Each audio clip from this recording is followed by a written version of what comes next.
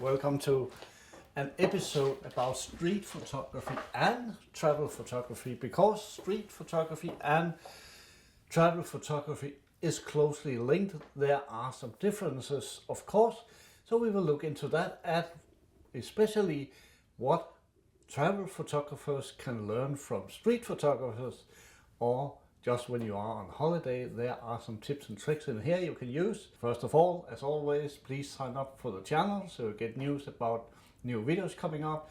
I have a newsletter for my website where you can follow the workshops I offer, following the blog with tips and tricks about both cameras, photography, aesthetics, and much more. So sign up for the newsletter as well and just follow the website. So let's get started with travel and street photography.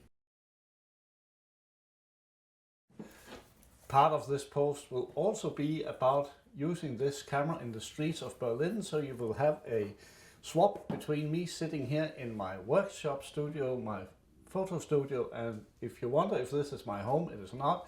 This is a side building to our house where I record these videos and use it as a photo studio as well. It will be a mixture about some recording from Berlin, where I went to a few weeks ago for street photography purposes, but it could be travel photography as well. And what is the difference?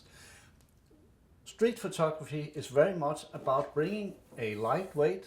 That is what I recommend. It can be a Leica M, it can be a Leica Q, it can be a Fuji X100 series, smaller cameras you can have over your shoulder like this, so you can carry them all day without getting tired. So that's what I do, and have elongated this strap a bit, bought a better strap to have it sitting on my hip instead of having it like in front of me bumping around, so it's easy to carry and at the same time easy to operate. Bigger cameras will often be used for more steady situations where you don't have to bring them around the city for a full day like we do in street photography. So for travel photographers, bigger equipment can be a choice, but I recommend using a smaller camera simply because it's much easier to operate and you're sure to bring it around, and it will seem less annoying to the people you bring into your frame. There are different styles you can approach your street photography with, and one of them is showing the urban life. You can include architecture, you can watch buildings, or you can even make abstract street photography. All is up to you and what you like. There are no rules like you can't edit your photos afterwards. There are no rules about you can't crop them afterwards. There are no rules about it has to be black and white or color. You can do whatever you want because it is art. You can use shooting up against the light. You can use textures and colors and everything you like. It's just up to you. And here we come into the differences between street and travel photography. Travel photography is much about a scenery on a local place. It can be a town, it can be a narrow location at the sea, it can be in the mountains where you have a hut or something, where you can live at a hotel. And the travel photographer tries to build up a scenery about that and giving it a certain mood. And it can be different pictures like sitting at a dining table, it can be the view over the mountains, it can be details on the table. All of that packed into a story about that place. In street photography, we carry our camera around all day and go for the candid moment. We maybe go for an urban image where it's more about the buildings, letting people pass through the picture, and then use that as part of the storytelling. And much in photography is about storytelling. Of course, you can make artistic pictures that are just standing out on their own, but you can also make it part of a storytelling. And street photography blends into travel photography if you use it this way. You can simply use your street photography talents to up your game on your travel photography, so you bring people in the pictures, making them more interesting than just shooting the street and making it look nice with some flowers up on a wall in a town in Spain. But if you bring a story in there, waiting for the right moment for people to pass, specific situations where it is much more interesting than just capturing the street, then you will level up your game on your travel photography. You can still add all those detailed pictures of wine glasses and people in the background or whatever you want to show in that storytelling about that area. But you can as well use your street photography talents, skills and approach to make those pictures much more alive and much more interesting, and this way stand out from the crowd and not just be like the others. So street photography is about that emotional thing where something happens in the street. It can be a very typical moment of life on the corner of the street, people waiting in the heat, and you might have the approach that this is a street photo only and not a travel photography, but why don't switch it around and make that into a travel photo that is way more interesting than just showing the street. And then you can add all the other things to the story from the city with the street photographer's approach, making your picture standing out from the crowd and not just being normal and being the same as we always see. It can be from diners or restaurants, whatever. You can use those capabilities to simply raise the level of travel photography. Some claim that street photography should be interfering with people if it is documentary and talk to them and show exact stories with them. Other clings to that more candid street photography like I do, where I simply observe what is happening and then I show that in the pictures, and it is up to the viewer totally to interpret what is happening. It's up to the viewer to understand it or just to raise a question and find the beauty and the story within. So there are no rules for anything. It's just good to know some of the genres and also find the ones that fit you so you can enjoy your street photography.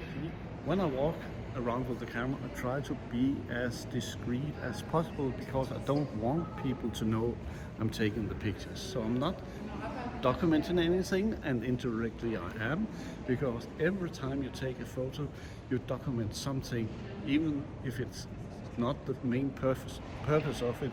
Maybe the main purpose is simply to show interesting people and surroundings and finding the art within photography. So no matter how you do it or what you do with it, it will document something, and in time, within the years, it will be worth looking at for other people when time has passed, and some of this is history. The abstract street photography is much more about colors and shapes than it is actually showing where you are. It's about making a pleasing image that have something interesting to offer, and not so much about being candid street photography where you tell stories about people or even tell a story. It's just about the beauty of it. Something else that can be really interesting to capture with your camera, and I'm in an escalator right. What clothes are people wearing? How do they look? And remember that anything goes, and depending if you're shooting a series like here at Bahnhof at a train station, or you're shooting single pictures in the street, doesn't matter. You can make series of pictures that are collected together, making a history themselves, or simply a black and white or a color series from the urban city, or at the countryside where you live. It can be the landscape, including people. That's also a kind of street photography. Everything is possible, but divided into series where you have a connection between the pictures, or just publish them for yourself as one image at a time. I just found a little bit more quiet spot to talk about street photography. So I'm up from the underground in the sun, and the street photography genres really should be taken with a little bit relaxed, because everything is different depending on how you look at it, and everything is related to what you like and what you like to do. So you have to look at it as something you can be helpful as a guideline, but not something that you should do. You can do it exactly as you want it.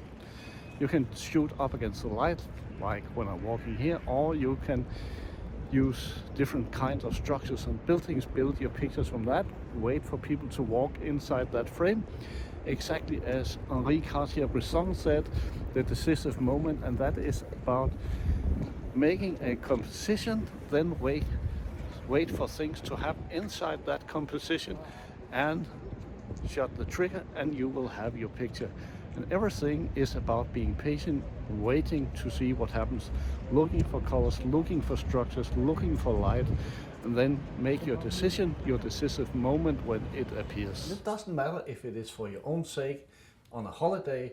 Instead of having 50 boring pictures from that town, why don't you make them a little bit more interesting so you will enjoy looking at them afterwards and sharing them with friends, with the public, on social media, on your own blog or website, however you prefer it. But why not just giving them that extra attention, and everybody will enjoy having the pictures looking the best possible, simply to enjoy it more. Different lenses will give you a different perspective of things. Often I travel around with my 50mm and I can capture most of the things I do with that focal length, but you can also use a 35 or 28mm or a tailor lens for some typical shots you might need for your travel photo. For street photography, I think the 50mm is ideal.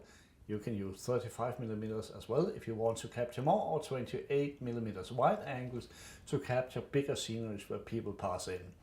So get some inspiration from the street photography and bring that into travel photography. And let's go a little around here in Berlin and look at what I captured the last time I went there. So here's a little bit about street photography, but it actually would fit in for a travel photographer as well. Street photographers often use their time on walking around the streets and search for only a certain moment and not a series of pictures like documenting that area. But travel photographers will do that. They will seek those areas and environments, look for the right time of the day to find the best light to capture that. Both morning and evening often is best because you have the low light and often softer light than the hot sun in the middle of the day. But that also can be, in some situations, a good expression for some type of photography. And travel and street photography in many ways are alike when we are looking at framing and buildings and what happens inside that frame.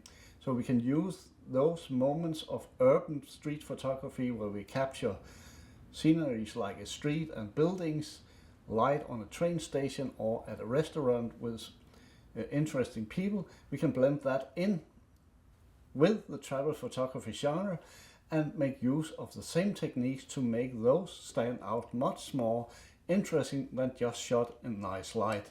Because what happens inside that frame with people interacting, special moments, will make them stand out and be special.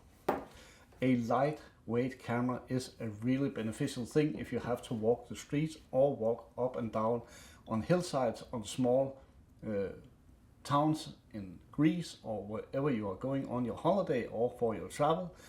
Also, as a street photographer, that is very valuable because weight is a factor. I often carry two cameras, with either one camera with a 50mm and the other with a 35mm, so I can switch cameras instead of switching lenses all the time. So that's actually a very good idea to have two cameras, same type, same model, so you get the same expression and can blend the pictures when you're coming home and editing them to make them perfect. For some reason, it seems like street photography is looked a little bit down on. It's looked a little bit like a cheap variation of street photography, but I don't agree about that.